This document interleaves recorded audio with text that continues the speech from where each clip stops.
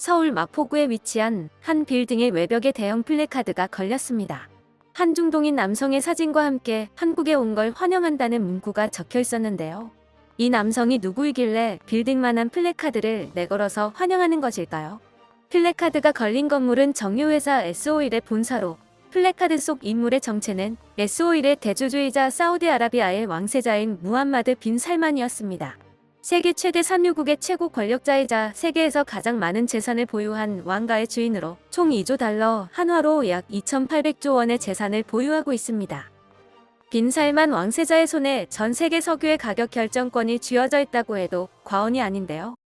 그런 인물이 지난 17일 1박 2일 일정으로 한국을 방문했습니다. 다름 아닌 사우디 왕가의 전 재산을 동원한 인류 역사상 최대의 토목공사가 될 초대형 프로젝트에 한국의 동참을 요청하기 위해서였다고 하는데요.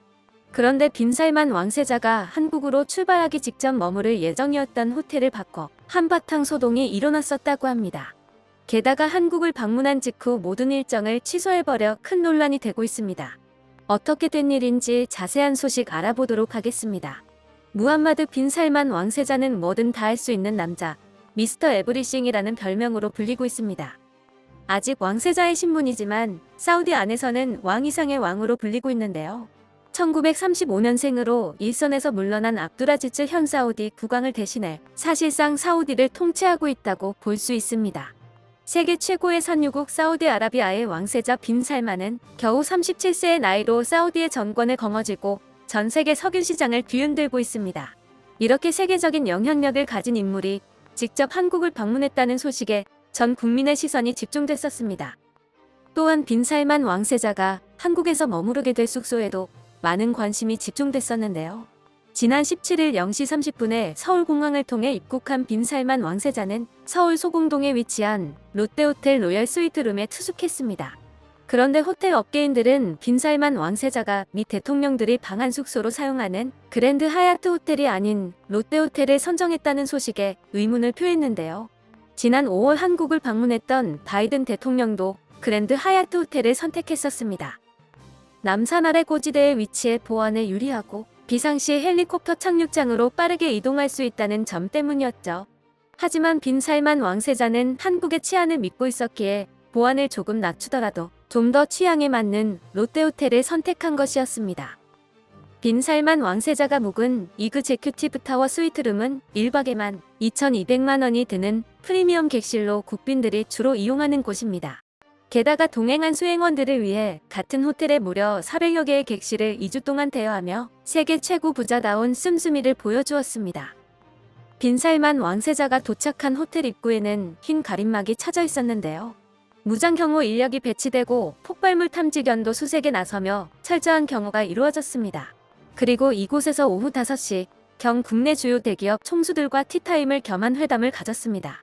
본 회담에는 이재용 삼성전자 회장, 최태원 SK그룹 회장, 정의선 현대차 회장, 김동관 한화솔루션 부회장, 정기선 HD현대 사장, 이재현 CJ그룹 회장, 박정원 두산그룹 회장, 이해욱 기해그룹 회장 등 국내 20대 그룹 총수 8명이 자리했습니다. 이재용 회장이 빈 살만 왕세자와 개인적인 친분이 있는 만큼 삼성이 네옴시티 프로젝트 수주에 유리할 것으로 보여졌는데요. 삼성은 이미 삼성물산, 현대건설 컨소시엄을 결성해 더 라인의 터널 공사를 수주에 진행하고 있습니다. 이 외에도 삼성의 인공지능 기술과 5G 무선통신, IoT 기술 등을 활용한 협력 방안이 논의될 것으로 예측됐었습니다. 빈 살만 왕세자와 대한민국의 재력이 모인 회담은 약 1시간 30분 정도 이루어졌는데요.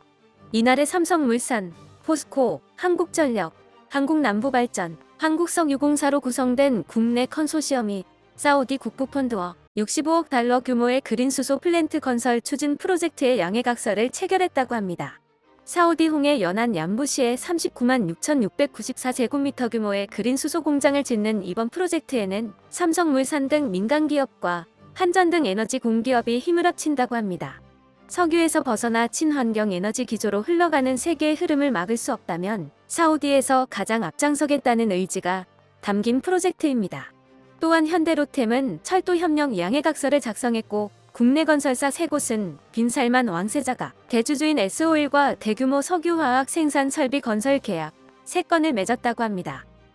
19시간의 한국 일정을 마친 빈 살만 왕세자는 17일 오후 7시 50분경 서울공항을 통해 출국했습니다. 한국을 떠나며 빈 살만 왕세자는 한국에 있는 시간 동안 환대받았다. 협력할 일에 대해 많은 합의가 이루어져 감사하다고 말했습니다. 또한 앞으로도 깊은 우정과 협력 관계를 쌓고 싶다. 한국 국민이 더 큰 성취를 이뤘으면 한다는 말을 덧붙였다고 합니다. 그런데 한국에 이어 일본을 방문할 예정이었던 빈 살만 왕세자가 돌연 방일 계획을 취소해버렸다고 합니다. 이에 21일로 예정되었던 일본 사우디 비즈니스 포럼도 덩달아 취소돼버렸죠. 한국에서 큰 돈을 쓰고 왔다는 소식에 기대를 잔뜩 안고 빈 살만 왕세자의 도착을 기다리던 일본 정재계는 완전히 바람을 맞아버렸습니다. 일본 방문을 취소한 정확한 이유는 밝혀지지 않았지만 일본의 치안 문제 때문에 방일을 취소했다는 소문이 돌고 있습니다. 지난 7월 아베 신조 전 일본 총리가 유세 도중 총격에 쓰러지는 사건이 발생했습니다. 사제 총기를 이용한 피습 사건으로 일본이 총기청 정국이 아니라는 사실이 드러났었죠. 게다가 사건 당시에 일본 경호원들의 허술한 대응이 크게 문제가 됐는데요. 첫 총성이 들려오고 두 번째 사격이 가해지는 3초나 되는 시간 동안 경호원과 경찰들이 멀뚱멀뚱 서 있었다는 사실에 큰 비판을 받아야 했습니다. 반면 한국의 대통령 경호처는 위급한 상황에서 이와 전혀 다른 대응을 보여주어 화제가 됐었는데요. 지난 3일 우리나라 전 대통령이 대구 외사저에 도착해 대국민 담화문을 밝히던 도중 갑자기 소주병이 날아들었습니다. 그러자 병이 떨어지기도 전에 한 여성 경호원이 몸을 날려 전면을 가로막고 다른 경호원들이 방탄 가방을 펼치며 둘러싸 철통 같은 보호태세를 갖추었습니다. 또한 범인은 즉시 다른 요원들에 의해 제압되었습니다. 이 같은 대응이 아베 신조 피습 사건으로 다시 재조명받으며 한국의 경호는 수준이 다르다는 찬사를 받았었습니다. 일본 언론에서도 이를 두고 한국 경호원들의 움직임은 아베 신조 전 총리가 총격당한 사건과는 대조적이라고 논평했었습니다. 이를 빈 살만 왕세자 역시 알고 있었기에 한국은 안심하고 방문할 수 있었지만 일본은 그대로 패스해버린 것이죠. 이 같은 소식에 일본 네티즌들은 빈 살만 왕세자에 분노하면서도 어쩔 수 없다는 반응을 보여주고 있습니다.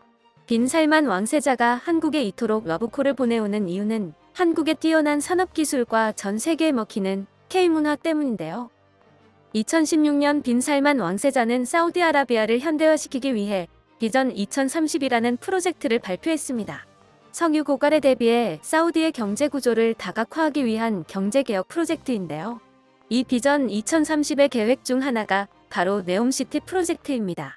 현재 석유로 부국이 된 중동 국가들이 모두 가지고 있는 고민이 있습니다. 모든 경제가 석유에 의존을 하고 있다 보니 석유가 고갈되거나 석유를 대체할 새로운 자원이 등장한다면 순식간에 국가 경제가 몰락할 수 있다는 것입니다. 석유 말고 세계에서 경쟁력을 갖출 수 있는 무기가 없기 때문이죠. 아랍에미리트의 총리인 무함마드 빈 라시드 알 막툼은 다음과 같은 말을 남겼습니다. 내 할아버지는 낙타를 탔다. 하지만 나는 벤츠를 탄다. 그러나 내 손자는 다시 낙타를 타고 다닐지도 모른다. 석유로 쌓아올린 부가 모래 위에 지은 궁전과도 같은 것임을 잘 알고 있었던 것입니다. 알 막툼 총리는 아랍에미리트의 미래를 건설하기 위해 상징적인 대도시 두바이를 사막 위에 건설해냈습니다. 그리고 빈 살만 왕세자 역시 이와 같은 고민을 하고 있었고 그렇게 시작된 게 사우디의 네옴시티 프로젝트입니다.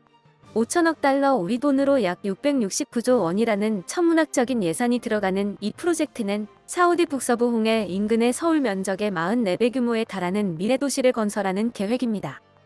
높이 500m, 폭 200m, 길이 170km의 인류 역사상 존재하지 않았던 직선 도시 더 라인.